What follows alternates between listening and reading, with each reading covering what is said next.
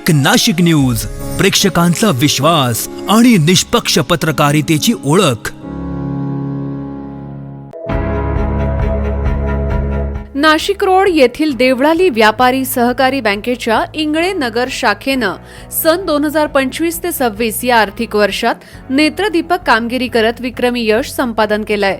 बँकेचे चेअरमन निवृत्ती अरिंगळे आणि ज्येष्ठ संचालक दत्ता गायकवाड यांच्या मार्गदर्शनाखाली शाखेनं उल्लेखनीय प्रगती साधली आहे। या आर्थिक वर्षात इंगळे नगर शाखेनं एकूण 39 कोटी 66 लाख रुपयांचा व्यवसाय करत तब्बल 2 कोटी 66 लाख रुपयांचा नफा मिळवलाय।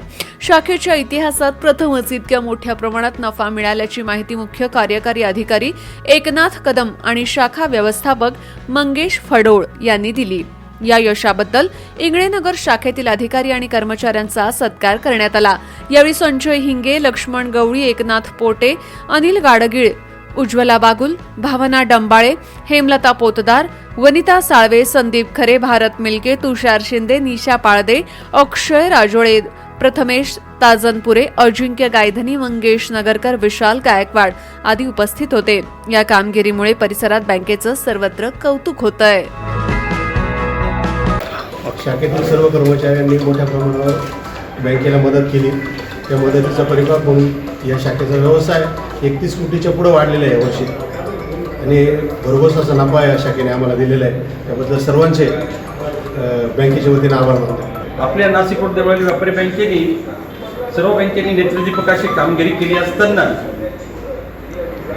17 कोटी 70 लाखाचा नफा बँकेला प्रथम इतिहासामध्ये पहिल्यांदा नफा एवढा झालेला आहे। त्याचबरोबर हे काम करत असताना आपल्या इंगळेनगर शाखेने या आर्थिक वर्षामध्ये 39 कोटी 64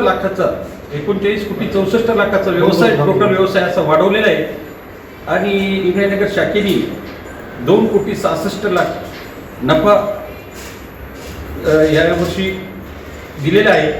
त्याच्यामध्ये बँकेला नफा दिलेला आहे आणि याच्या संदर्भात आज आपल्या बँकेचे मुख्य कार्यकारी अधिकारी कदम साहेब, तसेच आपले डिप्टी जनरल मॅनेजर इंगे साहेब, मार्केटिंगचे मॅनेजर रामनाथजी पोटे साहेब या ठिकाणी उपस्थित झाले।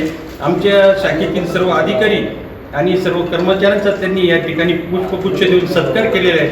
दिलेल्या कामाची त्यांनी पाठीवर आम्हाला सर्वांना शाबासकीची थाप मारून पुढील वाटचालीस शुभेच्छा दिल्या, देण्यासाठी आज या ठिकाणी उपस्थित झाले। मी आमच्या शाखेच्या वतीने सर्वांचे या ठिकाणी आभार व धन्यवाद मानतो। जय हिंद, जय महाराष्ट्र।